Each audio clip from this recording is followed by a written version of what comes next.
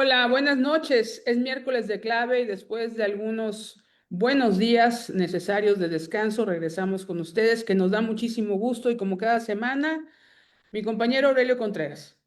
¿Qué tal? Muy buenas noches, muy buenas noches, Mónica, muy buenas noches a nuestro auditorio. Estamos retomando nuestras transmisiones de la clave después de un verano ardiente en todos los sentidos, pero donde pues hemos sido testigos de muchos temas muy relevantes y algunos muy preocupantes, como el que vamos a abordar esta noche.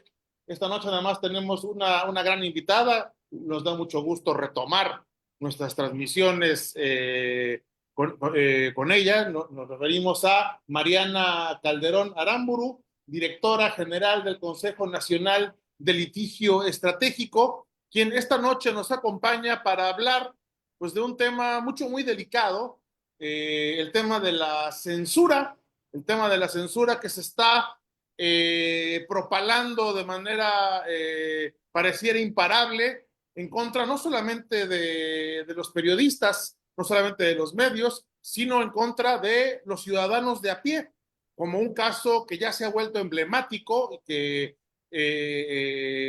la abogada lo dirigió, encabezó, el caso de Carla Estrella, ciudadana que fue víctima de censura y de un abuso de poder en el conocidísimo caso de dato protegido. Mariana, muchísimas gracias por estar esta noche con nosotros. Mónica, Aurelio, muy buenas noches. Es un gusto participar en este espacio de diálogo, de construcción de ideas, de formación de opinión. Mi reconocimiento por la labor que realizan. ¿No? Muchas gracias a ti, Mariana, por participar en este programa, por ahondar en este caso, pues que ha tenido una resonancia incluso internacional. Y yo quisiera, para aquellos pocos que no sepan por dónde empezó esta triste y negra historia que tiene que ver con la censura, que nosotros en este programa siempre hemos, bueno, tratado de luchar por ella, de evitar, ¿verdad? De criticar, de combatir. Y bueno, un poco del antecedente, si nos permites, un poco rápido, cómo empezó. Tengo yo un poco de información acerca de que se centraliza en Hermosillo, Sonora, o en el estado de Sonora empieza este tema, ¿no? Sí, y mira, te cuento un poquito incluso cómo llegamos nosotros como Consejo Nacional de Litigio Estratégico a él. Ujú. Nosotros hace un par de años estábamos viendo unos asuntos. Empiezo diciéndote, ¿qué hacemos nosotros? Litigio estratégico, ¿qué significa? Buscamos causas o buscamos temas relevantes que podamos llevar a los jueces, ¿no? A los magistrados, para que se protejan derechos humanos. Entonces, tal cual vamos viendo qué está fallando en el país y a partir de eso diseñamos estrategias jurídicas para buscar que a través de resoluciones judiciales se corrijan ciertos elementos, se ajusten ciertas determinaciones y principalmente se protejan derechos humanos. Entonces, hace 2 años exactamente, una persona llegó con nosotros, una líder de opinión, y nos comentó que la habían denunciado por violencia política de género, ¿no? Ujú. Eh, Conocemos un poco la materia electoral y vimos que había un procedimiento, que era este procedimiento especial sancionador, que se estaba promoviendo para callar a esta líder de opinión que había hecho un comentario complejo, duro en redes sociales. Y cuando se presentaba esta denuncia, inmediatamente el INE emitía medidas cautelares. Ujú. Entonces, eso permitía que la comunicación incómoda, que la información incómoda que estaba en redes sociales, se bajara. Es maravilloso. Presentaban la denuncia a alguien y la información que no le gustaba a una actora política, pues se Ujú. eliminaba en automático en redes sociales. Entonces, nos pusimos a trabajar en una estrategia, analizamos todo el modelo de comunicación política, las facultades del Instituto Nacional Electoral, las facultades del Tribunal Electoral para analizar estos casos y en su caso emitir sanciones. Y pues le dimos seguimiento al procedimiento. Eh, Finalmente llegamos a la sala superior, presentamos un recurso de revisión, la sala superior lo revisó y determinó que en este caso no había violencia política. Seguimos el mismo proceso con otras 2 personas denunciadas, con otros 2 líderes de opinión, y lo que nos preocupó en ese momento es, bueno, ¿qué va a pasar cuando esto se presente en contra de una ciudadana? Ujú. Es muy grave que se presente en contra de personas que están involucradas en medios de comunicación. Pero ¿qué va a pasar cuando se presente en contra de una ciudadana? Eso va a ser gravísimo. ¿Por qué? Porque lo que se está cuestionando es lo que se emite de manera espontánea en redes sociales. Entonces empezamos a darle seguimiento a los asuntos que estaba recibiendo el Instituto Nacional Electoral y identificamos que había una ama de casa que se dedicaba pues a las labores del hogar y que por emitir su opinión en redes, en Twitter, ¿no? Hoy X, la famosa red X, por emitir su opinión se le había presentado una denuncia por violencia política de género. Esta ama de casa es Carla Estrella, comento su nombre porque ya, como bien señalabas, Aurelio, ya es de todos conocido, ¿no? Y Carla Estrella, pues es una ama de casa a la que le gusta opinar. Y si veías su Twitter de ese entonces, esto fue en el 2024, en la época de precampañas, pues Carla hablaba de recetas de cocina, Carla hablaba de si la maestra había regañado a su hijo, o sea, de las cosas ordinarias que vivimos, pues todas las personas y todas las mujeres en particular. Y es una mujer muy activa, que le gusta criticar políticamente, es una ciudadana que le gusta involucrarse con la política, como debiera ser y como debiéramos hacer todos los ciudadanos. Y entonces colocó un Twitter que probablemente ya muchos conocen, que decía, así habrá estado el berrinche de, y arroba a un diputado que estaba casado con una mujer que en ese momento colocaron en las listas como precandidata. Entonces puso, así habrá estado el berrinche de, arroba este diputado, que colocaron a su esposa en las listas del Estado. Cero pruebas, pero tampoco dudas, ¿no? Como ven, el contexto de esto era un mensaje dicharachero, opinador, que claramente se refería a la relación de nepotismo, ¿no? O sea, a ver, aquí hay una relación entre una pareja, y por eso se le está dando un beneficio a una mujer. Y por eso se le presentó una denuncia ante el Instituto Nacional Electoral. Cuando se presenta la denuncia de manera automática, el INE solicita, o más bien ordena que Carla baje la comunicación, ¿no? Y entonces, digo, esto lo cuenta Carla y por eso lo repito, pero dice Carla que un día tocan a su puerta, le dicen es el Instituto Nacional Electoral, le notifican, le llega un mail de Twitter diciéndole tienes que bajar el mensaje, no lo digo yo, para mí no has violado ninguna norma, pero el INE me está diciendo. Imagínate una ciudadana que de pronto empieza a tener contacto con autoridades electorales, ¿no? Y no sabía ni qué hacer. Entonces baja inmediatamente el Twitter y en ese momento es cuando nosotros nos acercamos a ella y le decimos, a ver, claramente aquí no hay ni el mínimo indicio de una actitud que configure violencia política, pero creemos que podemos llevar tu asunto a la sala superior para que la sala superior voltee a ver este caso que era para nosotros un caso extremo, ¿no? Un caso incluso absurdo, y corrija el modelo de comunicación política y siente un precedente, particularmente para las personas que están en los estados, porque esto también se repite en los estados, y corrijan este diseño y hagan mucho más exhaustivo el análisis de estas denuncias y no permitan la entrada de cualquier denuncia para censurar las opiniones o la comunicación. Así es como empieza este caso y así es como nosotros llegamos a él. Un caso, como decíamos, que se ha vuelto emblemático por el abuso, finalmente, el abuso de una figura necesaria, una figura legal que se creó para proteger a las mujeres y que hoy está siendo utilizado como una herramienta para censurar, porque además del caso de Carla Estrella, ya tenemos, como mencionábamos, precedentes del uso de esa figura legal, precedentes incluso aquí en el estado de Veracruz. Veracruz, además, estado de donde es originario, tristemente, ese diputado del que estábamos hablando. Y bueno, vemos que hay una estrategia para desvirtuar esta figura, la de la violencia política de género, y utilizarla para amordazar a quien sea. En Veracruz se utilizó igual para sancionar, para multar y para callar a reporteros, a medios de comunicación. en el caso de la ciudadana Carla Estrella, pues a una persona que, como usted señalaba, pues hablaba de otras cosas, de cotidianidades, pero que cuidadito y se meta con el poder. Efectivamente, y creo que tocas dos temas que se me hacen fundamentales. El primero es, creo que principalmente las mujeres nos tenemos que indignar ante esto, porque la lucha por establecer consecuencias frente a la violencia en contra de las mujeres nos ha tomado décadas, nos ha tomado años. Y ha sido una lucha que las mujeres y muchos hombres aliados hemos encauzado como una necesidad prioritaria.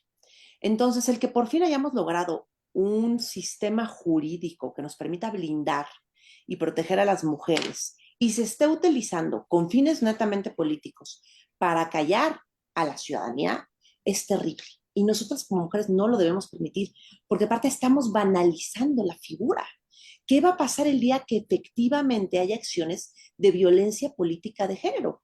O incluso el día de hoy, por ejemplo, en este caso emblemático del que estamos hablando, Carla, por haber opinado en Twitter, en X, perdón, tengo la mala costumbre de hablar de Twitter, pero bueno, por haber opinado en X, estaba el día de hoy en un padrón de violentadores políticos de género, junto con personas que han cometido verdaderas conductas que implican violencia política de género, ¿no? Que efectivamente han denigrado, denostado la calidad de las mujeres, han formulado o, no sé, ha hecho afirmaciones vinculadas con el género de ciertas mujeres que se dedican a la política.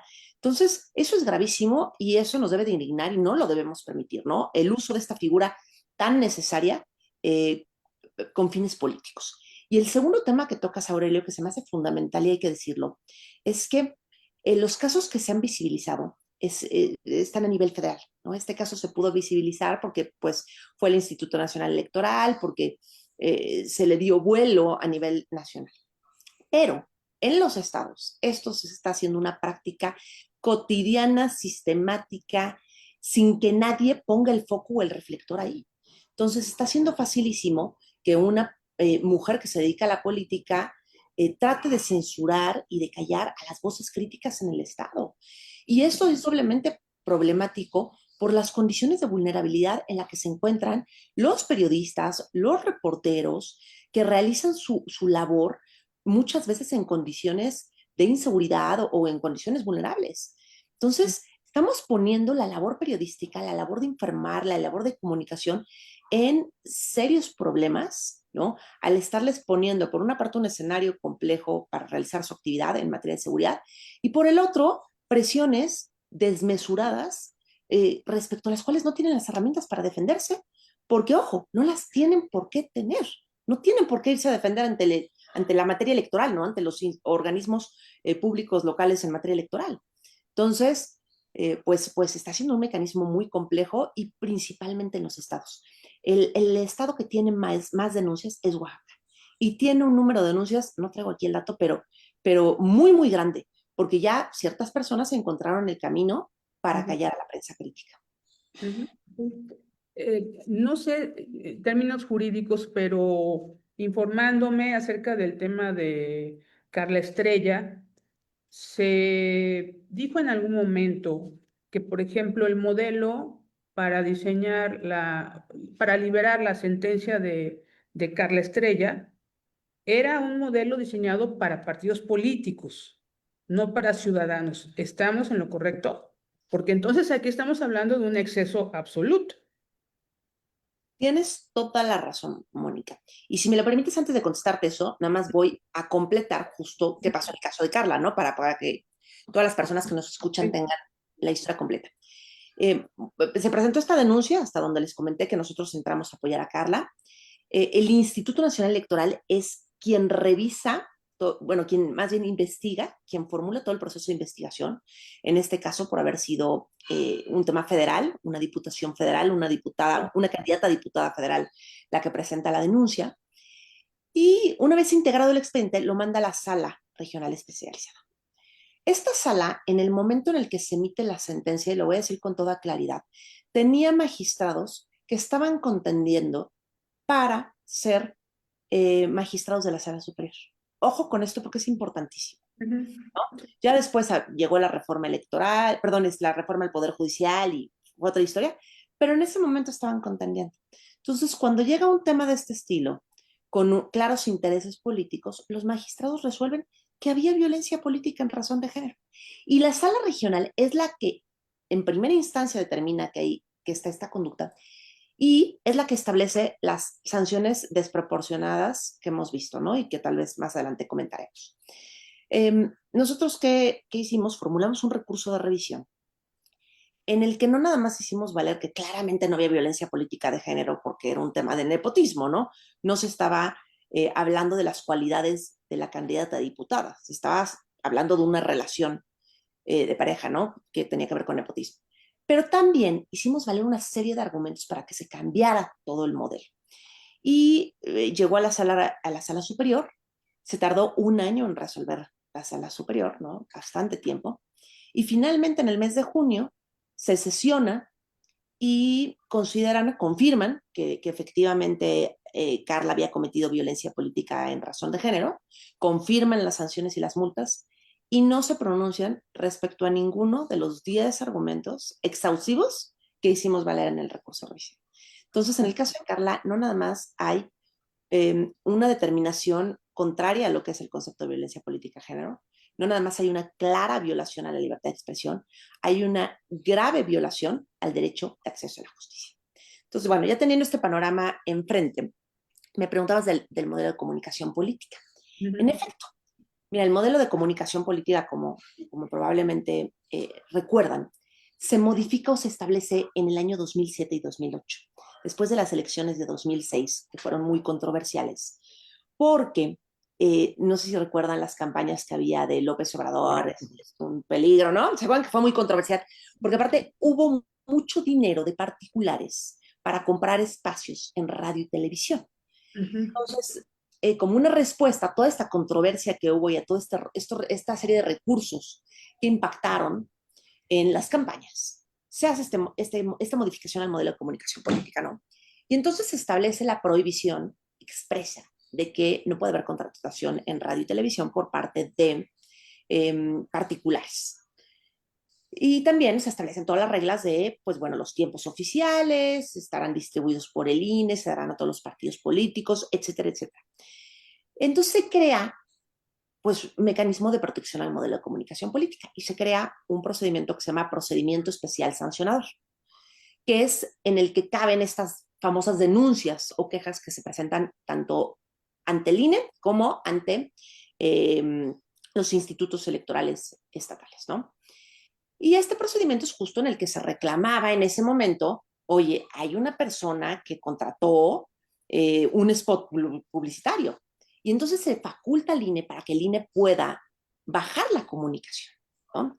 Entonces se le da una serie de facultades al INE y se crea este modelo del INE como autoridad investigadora, la sala regional como autoridad resolutora, pues teniendo enfrente que los principales medios de comunicación son el radio y televisión y que son medios que generan una comunicación unilateral. ¿Por qué? Porque el electorado, la ciudadanía, nada más recibe la información que se trata o que se quiere transmitir a partir de los anuncios, de los spots publicitarios. La ciudadanía, pues la ciudadanía a pie no tenemos acceso a poder contratar, ¿no? Y a poder emitir nuestra opinión en radio y televisión. Eran los grandes empresarios. Pero entonces se establece que se va a sancionar a cualquier persona que contrate tiempo en radio y televisión, incluyendo los particulares. Pero tenía como concepción a los particulares, grandes empresarios con muchos recursos que podrían contratar un spot de radio y televisión. ¿Y qué fue pasando? Pues a lo largo de los años, el radio y televisión fueron o dejaron o han dejado de ser el principal medio de comunicación. Llegó el Internet y llegaron las redes sociales y cambiaron y transformaron totalmente la mecánica en la que se habían desarrollado las campañas electorales. ¿Por qué? Porque estos dos medios, el Internet y las redes sociales, permiten que la ciudadanía se coloque en el mismo plano de igualdad, ¿no? Democratizaron la comunicación de una forma maravillosa. Nos convirtieron a la ciudadanía en iguales y nos convinieron y generaron una comunicación uniforme, igualitaria. Pero ¿qué fue haciendo el Instituto Nacional Electoral y los criterios de la Sala Superior? Pues lo que fueron haciendo fue ir incorporando este modelo de comunicación política a las redes sociales.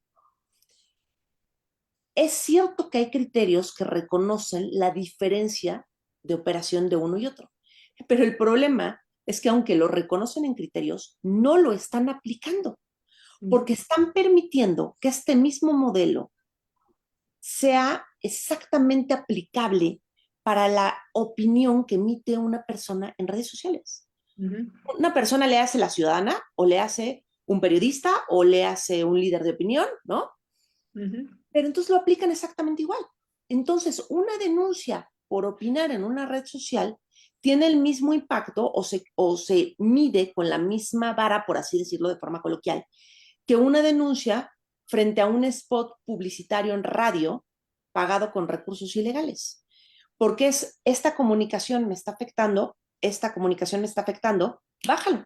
Y el INE dice, perfecto, lo bajo y lo bajo, ¿no? Digo, el INE, ojo, lo estoy simplificando, hace todo un análisis y hace unas resoluciones de este tamaño, ¿no? Y trata de justificar. Pero la realidad es que no lo está justificando con la contundencia necesaria, porque la alteración de la comunicación es gravísima. ¿Por qué el INE podría corregir la comunicación en redes sociales? ¿Por qué la puede alterar?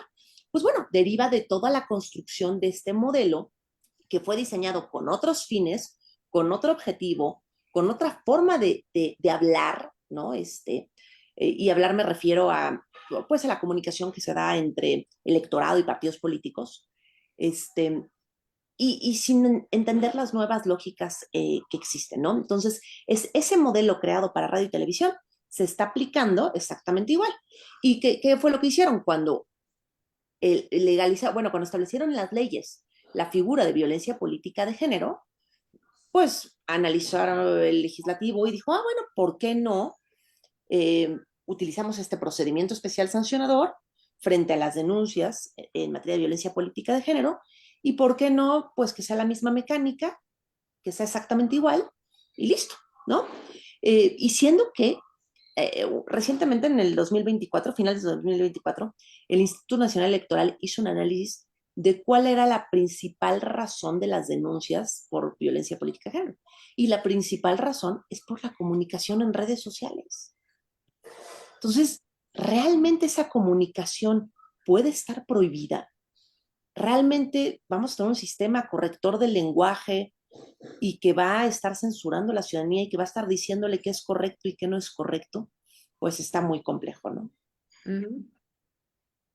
Yo quisiera hacer hincapié en el tema de las sanciones que además al emitirlas los tribunales electorales se vuelven inapelables, uno ya quedó ahí amolado, ¿no? Si el tribunal decide sancionar, la sanción, pues que se ha vuelto ya de antología a Carla Estrella, las disculpas por 30 días al dato protegido, como decía la misma sentencia, y que pues ella con un gran ingenio le dio la vuelta y lo dirigió en contra de los censores, en contra de los autoritarios, pero por otro lado no se libró de la multa, y no se libró de quedar inscrita, como señalabas, en el registro de violentadores, ¿no?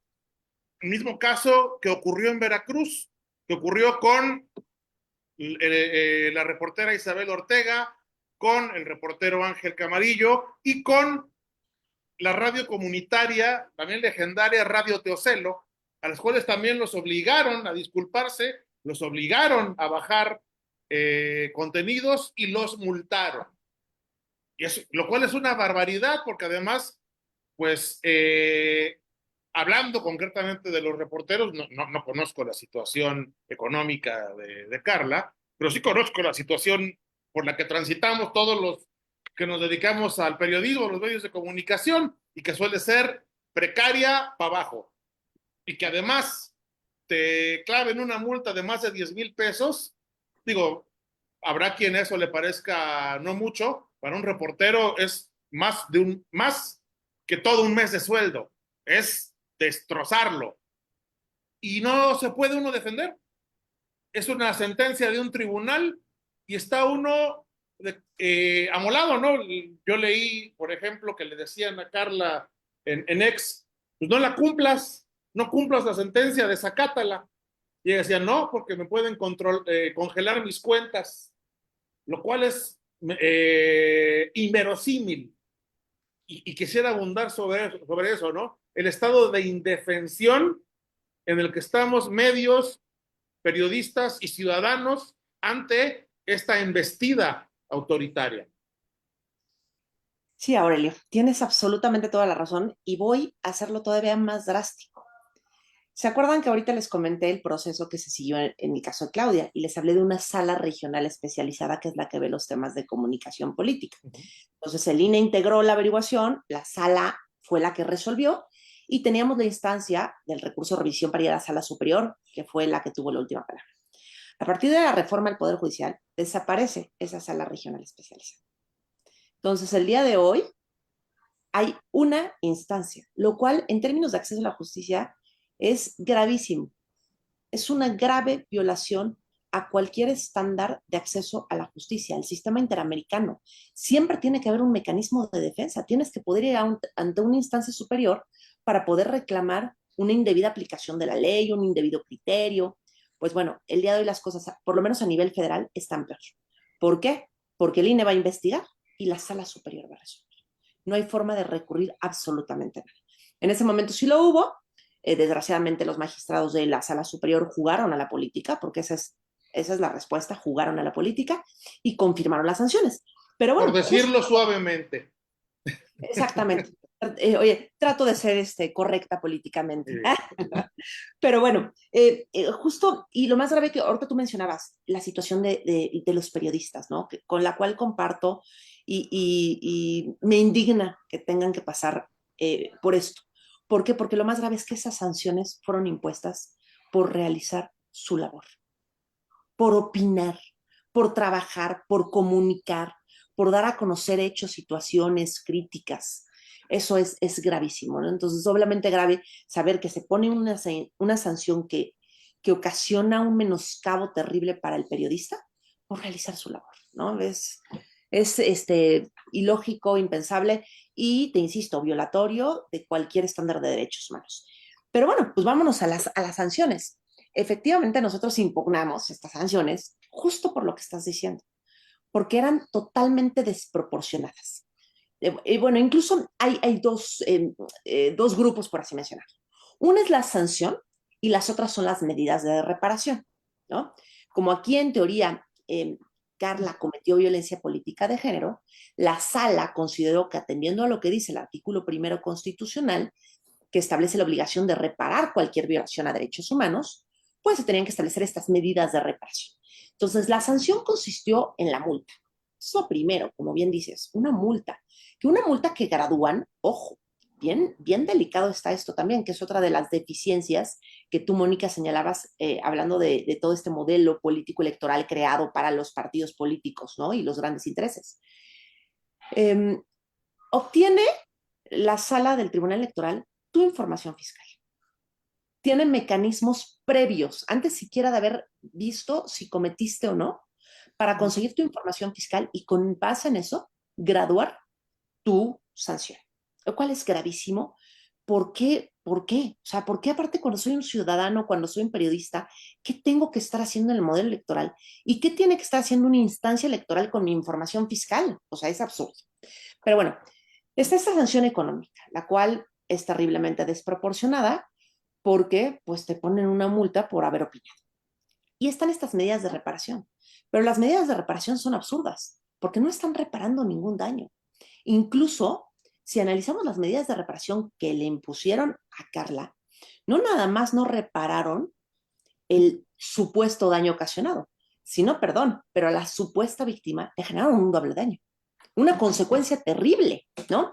Entonces, fue la multa que fue la sanción. La primera medida de reparación fue la disculpa por 30 días. Entonces, pues sí, 30 días. ¿qué medida de reparación es una disculpa en la cual te dicen cómo disculparte? ¿Dónde está la reparación?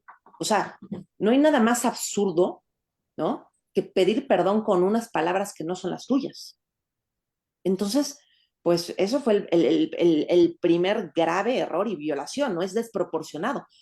Y bueno, de ahí, como bien dices, salió la famosa frase de dato protegido.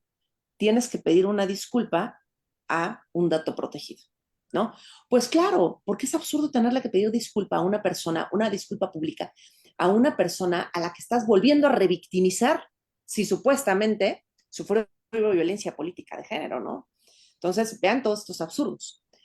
Y aquí voy a hacer un paréntesis bien interesante. En la sentencia de la sala regional se reconoce que la denunciante, la entonces candidata a diputada, hoy diputada, no nada más pidió la reparación con una disculpa pública en la misma red social en la que se había puesto el comunicado. También pidió que se publicara en medios de circulación nacional. Entonces, ¿no? Ahí había una petición, incluso todavía mucho más fuerte, que implicaba para Carla un gasto totalmente oneroso. Enorme, es más caro que la multa eso. Imagínate, ¿cuánto cuesta en un medio a nivel nacional publicar una esquela? Pues es carísimo, ¿no? No son recursos que son accesibles para todos. Eso lo consideró la sala regional un exceso. Eso nada más, ¿no? Ese fue el exceso. Bendito sea, gracias a Dios, se vieron decentes los magistrados y quitaron los excesos de la sentencia. Y esto lo estoy diciendo con toda la ironía del mundo. Pero bueno, están los 30 días. Posteriormente también la obligan a tomar un curso en materia de violencia política de género. Y es un curso de esos de machote, diseñado de machote, sin ningún fondo que realmente ayude, en su caso, a estructurar una opinión o a modificar una opinión erradicada, errónea que se pudiera tener con relación a la violencia política. Ese curso, había un curso gratuito, pero si costaba, lo tenía que pagar Carla también, ¿no? Y lo tiene que pagar cualquier periodista que se encuentre en esa situación. Después, también tiene que leer bibliografía, tiene que también publicar 30 días la sentencia, o tenía en ese momento que fijarla en su cuenta de X. Y aquí la pregunta era, bueno, ¿y por qué 30 días? O sea, ¿cuál es el parámetro para decir que por 30 días? Nunca nos contestaron eso. Y finalmente el tema del padrón de violentadores políticos en razón de género. Es gravísimo. Es un atentado en contra del honor de las personas que emiten su opinión y que por lo tanto están en esta situación. O sea, ver la carga moral de estar en un padrón, ¿no? Es grave. Y además, no nada más la carga moral. Si estás en el padrón, no puedes realizar ningún cargo público, ningún cargo de representación popular. Entonces, sí te afecta, ¿no? Si hay una afectación directa al ejercicio de otros derechos, como puede ser tu derecho al trabajo, como puede ser tu derecho a ejercer un cargo público, ¿no? Tu derecho a la participación política. Y efectivamente, como señaló Carla, pues si ella no cumple con todo esto, el Instituto Nacional Electoral le puede continuar imponiendo multas. Entonces tiene la multa, la sanción originalmente, las medidas de reparación, pero si no cumple con cualquiera de los dos, el INE puede seguir agregando multas por incumplimiento. Y como le dijeron a Carla, pues no los cumplas. Sí, pero es que eventualmente esas multas impuestas por una autoridad administrativa constituyen créditos a favor del Estado. Y entonces, al ser créditos a favor del Estado, el INE da vista al SAT. Y entonces, en automático, eres un deudor frente al Estado. Y el SAT puede ejercer sus atribuciones, ¿no?, de cobro e iniciar cualquier procedimiento de cobro de la medida que considere oportuna para garantizar el interés fiscal de la Federación y para garantizar el pago de manera oportuna. Entonces, imagínense el problema en el que se puede meter cualquier persona que hasta la cárcel, ¿no? El SAT es cárcel, ¿no? Oye, y el SAT hay que tenerle terror, ¿no? Sí, O sea, claro. el SAT te embarga, o sea, bueno, el SAT te puede embargar, se mete a tus cuentas, te congela tus cuentas, o un día se aparecen en tu casa a embargarte bienes que tienes en tu domicilio. Ve la invasión. Entonces, pues bueno, la recomendación que se le dio a Carla es cumple, bajo protesta, ¿no? Pero cumple y nos iremos a instancias internacionales porque creemos que aquí, pues es un tema negro para el Estado mexicano. Es claramente un tema de censura, de efecto inhibidor, de también violación al derecho de la ciudadanía a recibir información veraz, ¿no? O a recibir cualquier tipo de información. Entonces creemos, y bueno, el derecho también, la afectación del derecho a acceso a la justicia, creemos que hay un sinfín de violaciones sistemáticas por parte del Estado mexicano y sobre todo también acciones de la autoridad, ¿no? De los representantes estatales para obtener un beneficio particular en perjuicio de una ciudadana. Claramente es un proceso asimétrico que pone a la ciudadanía en condiciones de vulnerabilidad absoluta y que pues las pone debajo de los actores políticos, ¿no? Los actores políticos tienen una serie de ventajas y beneficios evidentes en la materia electoral frente a cualquier ciudadano. Entonces, creemos que están las condiciones necesarias para que pues, se reconozca esta violación sistemática por parte de la Comisión Interamericana, por parte de instancias internacionales, y pues se pida al Estado mexicano que reformule, replantee y proteja el ejercicio de la libertad de expresión de todas y todos.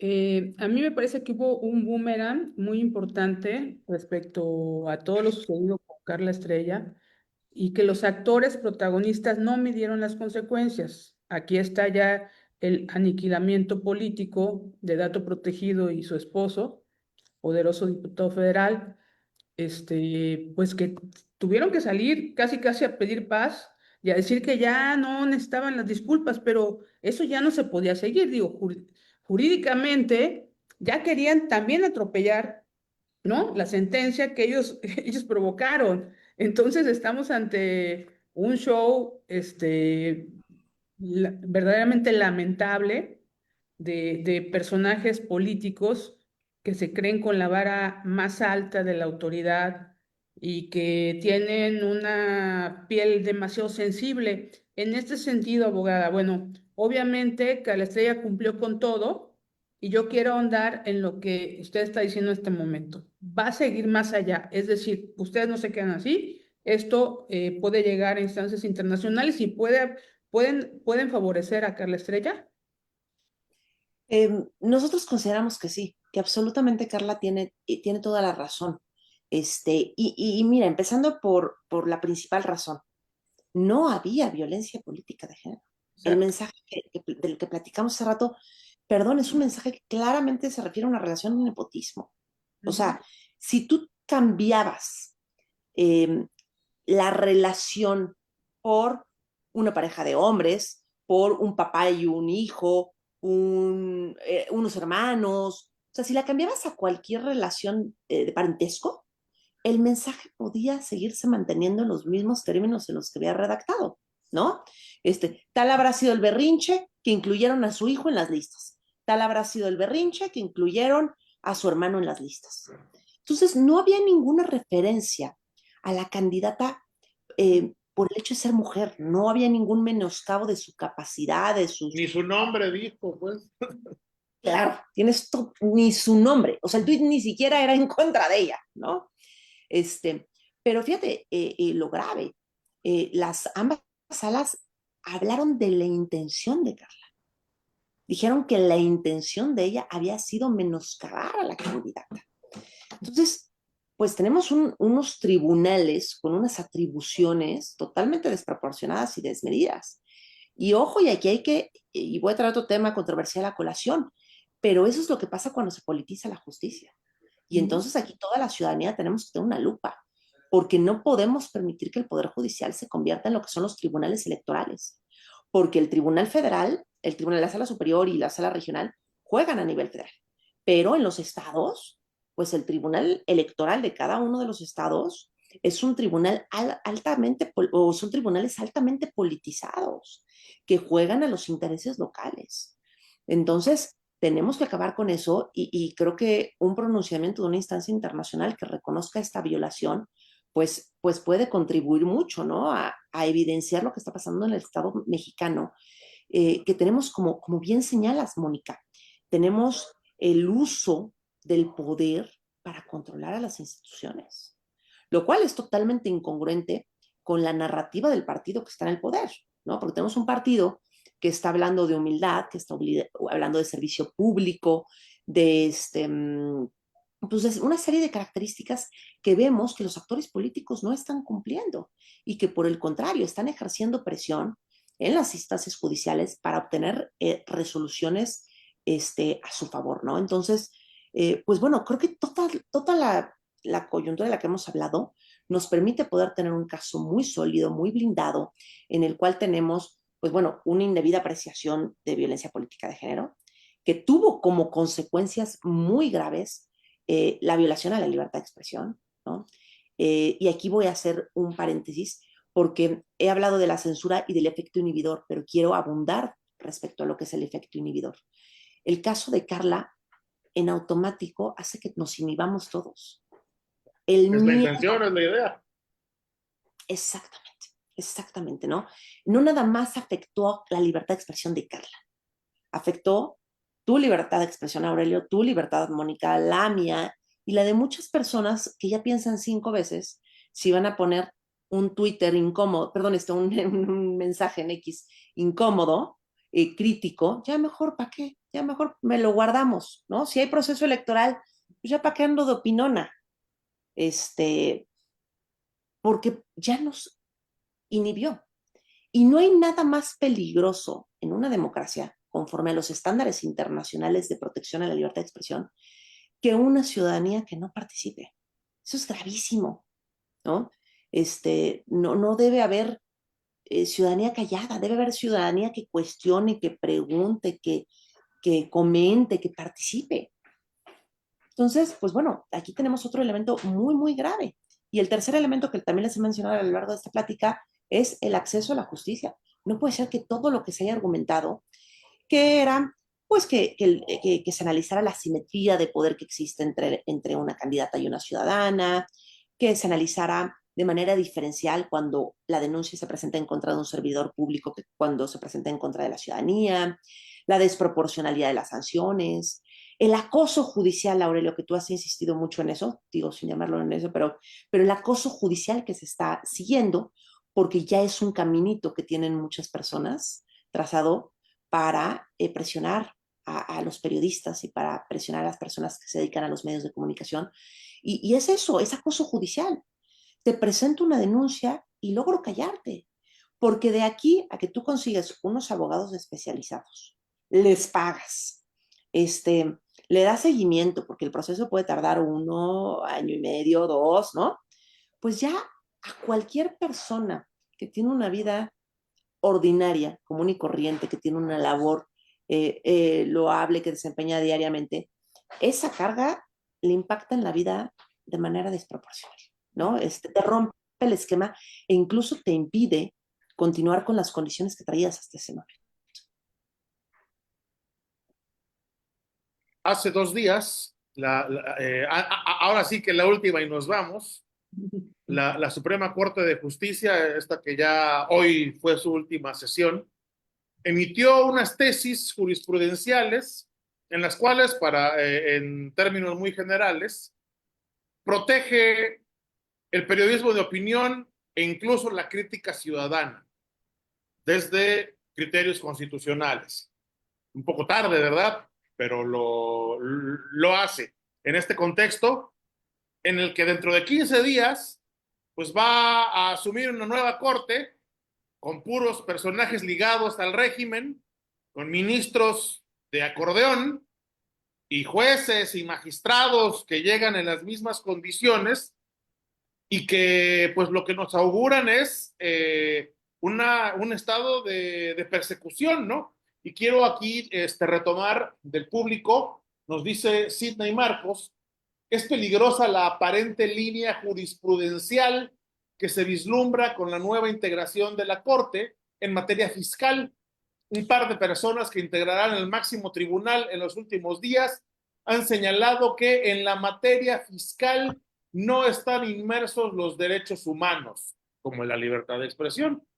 Comento esto porque en resoluciones judiciales con el nuevo Poder Judicial pareciera ser que no podrán invocarse derechos humanos dentro de cualquier proceso judicial en donde haya pronunciamiento o actos procesales que envuelvan temas fiscales. Pues es verdaderamente, como nos comentó otra persona aquí en el público, Alex Conde, qué terror con el SAT, ¿no? Terror. Oye, al SAT yo sí le tengo mucho miedo, caray. Sí, pues. No, a ver, fíjate que lo interesante aquí es, bueno, estas sentencias de la Corte indiscutiblemente llegan en un momento muy importante, porque si bien ya pasó este caso, sigue la presentación de denuncias, ¿no? Hay ahorita varias presentadas en contra de diversos medios de comunicación a nivel federal derivado de la elección judicial. Hay muchas en los estados, muchas, ¿no? Que es ahí donde también tenemos que poner el reflector, porque pasan desapercibidas y debe indignarnos con la misma fuerza con la que nos indignó este caso. Pero bueno, a ver, el reconocimiento y la protección a la libertad de expresión está. Todos los estándares de los que les hablé que tienen que ver con el análisis de los servidores públicos, ¿no? Por ejemplo, que un servidor público está sujeto a la crítica y que tiene un halo de protección menor que cualquier ciudadano, porque al desempeñar una labor pública puede ser cuestionado de forma crítica y puede incluso la ciudadanía involucrarse hasta en su vida personal. Esos son estándares que ha fijado la Corte, ¿no? Y el propio Tribunal Electoral. También tenemos el tema de los alcances de la libertad de expresión, de los estándares de violencia política de género, que claramente no son los que se aplicaron en este caso. O sea, el desarrollo de criterios de protección en cuanto a derechos humanos está. Tenemos una bibliografía, bueno, una serie de criterios jurisprudenciales preciosos, ¿no? Muy bonitos. El problema es que no los aplican. Entonces, y el problema es que los aplican en su conveniencia. Me preguntaba alguien y me decía, oye, Mariana, ¿y por qué no plantearon una ponderación de derechos entre la libertad de expresión y la violencia política de género? Le decía, claro que lo hicimos. Pues claro, pues ese era el argumento número uno, ¿no? Aquí tienes que hacer una ponderación y ver cómo estás afectando la libertad de expresión. El problema es que estos tribunales tan politizados como es la Sala Regional Especializada y la Sala Superior, desde hace muchos años, utilizan las mismas frases y los mismos argumentos para decir que algo es y no es. No sé si me explico con esto, ¿no? Para decir que hay violencia política de género y para decir que no hay. Nada más es a su ojo de buen cubero. Y entonces aquí es donde está su discrecionalidad frente a intereses políticos. Y eso es gravísimo. Entonces tenemos una construcción, tenemos principios, tenemos los criterios, los precedentes, pero no son aplicables. Aquí incluso el Tribunal Electoral violentó 4 precedentes exactamente aplicables al caso. Lo que pasa es que no los quisieron aplicar y si tú le preguntas a alguien del Tribunal Electoral, bueno, a los magistrados que votaron, ¿no? Porque es muy importante señalar que esta sentencia fue aprobada con el voto de 2 magistrados a favor, con el voto de 2 magistrados en contra, del magistrado Reyes y la magistrada Yanino Talara, y tuvo voto de calidad la magistrada presidenta, y por eso se resolvió que sí había violencia política de género, ¿no? Gran amiga del diputado Gutierritos, por cierto. Digo, a ver, pues aquí es donde alguna relación política hay, porque no se puede explicar que no hayan aplicado esos precedentes, ¿no? Cuando claramente ya habían resuelto casos que eran bastante similares, bastante coincidentes, que reconocían, por ejemplo, que cuando había críticas que se referían a temas vinculados con el parentesco o con el desempeño de las funciones, pues no había violencia política de género. Y no les importaron esos criterios, ¿no? Entonces, pues esperemos que los nuevos tribunales reconozcan estas tesis aprobadas por la Suprema Corte y los apliquen, porque, pues bueno, a ver, la lupa la van a tener, el nuevo Poder Judicial va a tener la lupa. Y yo espero que las personas que lleguen hagan su labor, cumplan con su labor, ¿no? No estaba a favor de la reforma del Poder Judicial, pero si ya es lo que es, pues, a ver, voy a dar el voto de confianza a estas personas que lleguen y creo que como ciudadanas y ciudadanos tenemos que ser muy exhaustivos en la vigilancia que hagamos sobre estos órganos jurisdiccionales. Tenemos que exigirles independencia, tenemos que exigirles imparcialidad. Si bien fueron electos por el voto popular, no debemos de permitir que se hayan generado ningún vínculo político con ningún actor que les impida realizar su función. Ellos llegaron a través de un proceso democrático y ese proceso democrático requería de una votación y esa votación a los únicos que se les debe es a la ciudadanía. Entonces, pues creo que si nosotros no nos ponemos vigilantes, si no nos ponemos a exigirles a los tribunales que cumplan con su labor, se dan casos como el caso de Carla Estrella. Porque yo estoy segura que la apuesta fue que no iba a pasar nada después de esta resolución. Porque sí, así ha sucedido en tribunales locales, en tribunales federales, resuelven unas cosas contrarias a los derechos humanos y no pasa nada. Aquí no sé si lo tienen identificado, pero cuando Carla publica el tweet, tenía 4,000 seguidores. O sea, ¿no?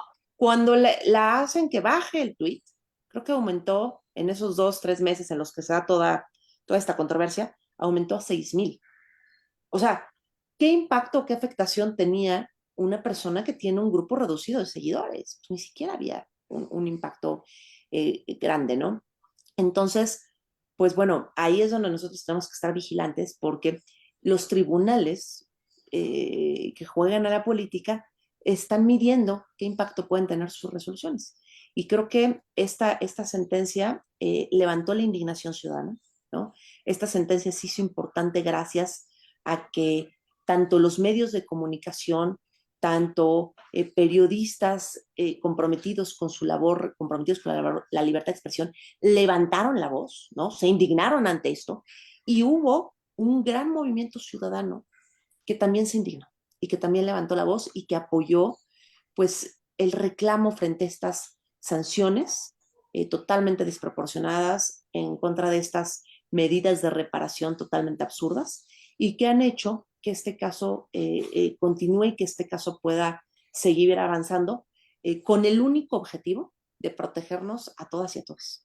El caso de Carla es grande porque todos somos Carla, ¿no? Y el día de hoy le tocó a ella, pero como bien han señalado Aurelio y Mónica, les ha tocado a muchas personas, principalmente en los estados, a muchas personas que hacen su labor, que hacen una labor de comunicación, que es esencial para una democracia, ¿no? Entonces, por todas y todos ellos tenemos que continuar con esta lucha porque tenemos que darles las herramientas necesarias y protegerlos frente a esta censura y frente a esta inhibición que se está haciendo desde el Estado. Sí, y me parece que esta nueva etapa, como bien lo dice abogada, del hecho de las nuevas autoridades judiciales va a ser muy importante para ver cuál es la trascendencia de casos como el de Carla Estrella. Así como han podido inhibir seguramente a muchos, a muchas que ya no quieren escribir libremente en X o en Facebook por el miedo, ¿verdad? A la represión.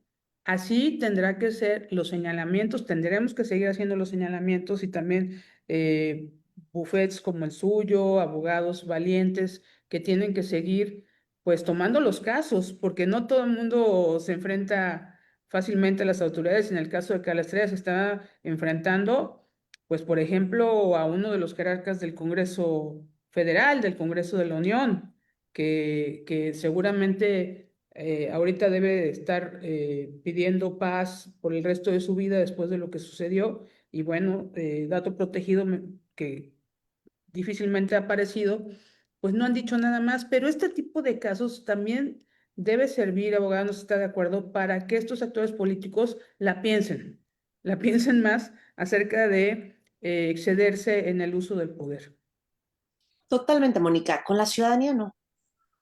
Con una prensa libre tampoco, ¿no? A ver, el modelo electoral, y lo voy a decir en términos muy coloquiales, está para que se saquen los ojos los actores políticos. A ver, hagan lo que quieran, reclamen ustedes lo que quieran, presenten todas las denuncias, porque aparte, ojo, los actores políticos tienen a las grandes maquinarias de los partidos políticos atrás, que reciben recursos públicos para contratar a servidores partidistas que presenten estas denuncias, que se defiendan, que tienen información prioritaria porque están en el Instituto Nacional Electoral.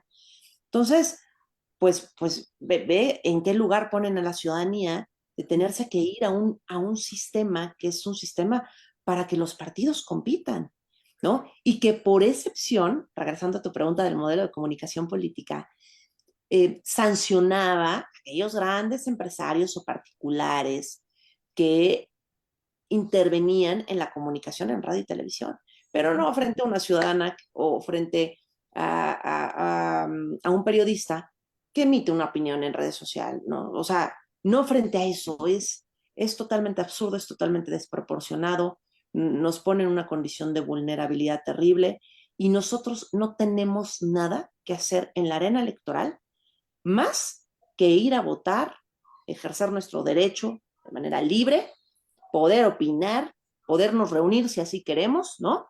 Pero no tenemos por qué estarnos defendiendo en la arena electoral, no tenemos por qué seguir procedimientos en la arena electoral, no es nuestra cancha, es la cancha de los actores políticos, es la cancha de los partidos políticos, que ellos se hagan bolas, que ellos se presenten denuncias, que entre ellos se peleen según las reglas establecidas en la Constitución, pero que nos dejen a la ciudadanía haciendo lo que nos toca, es recibiendo información, opinando y ejerciendo nuestro voto de manera libre y secreta según lo que consideremos oportuno. Esa es nuestra chamba, punto, ¿no? Entonces, ojalá pues, todos estos precedentes ayuden a presionar al Estado mexicano para que modifique este proceso.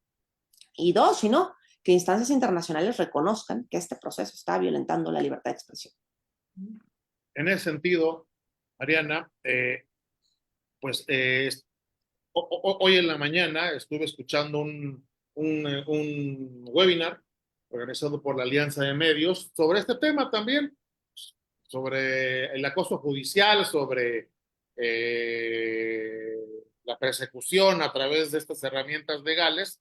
Y entre otras cosas, hablaron de que pues un proceso ante la Comisión Interamericana de Derechos Humanos puede durar hasta 8 años, en lo que la comisión emite una sentencia, ¿no? Pues en 8 años ya quién sabe qué habrá pasado para entonces, ¿no?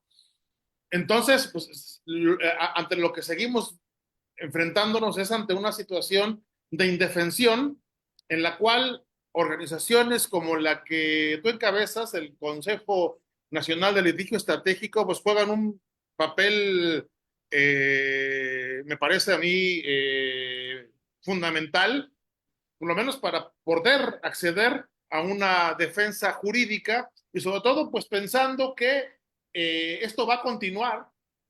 Aquí en Veracruz tenemos nuestro propio dato protegido que hizo una denunciadera de medios después de que sancionaron a los otros que había denunciado, porque ahora nos echa la culpa, porque además también nos denunció a nosotros, ya nos enteramos, aquí en la clave, de que por nuestra culpa perdió las elecciones, por haber dicho que había censurado a otros, ¿no?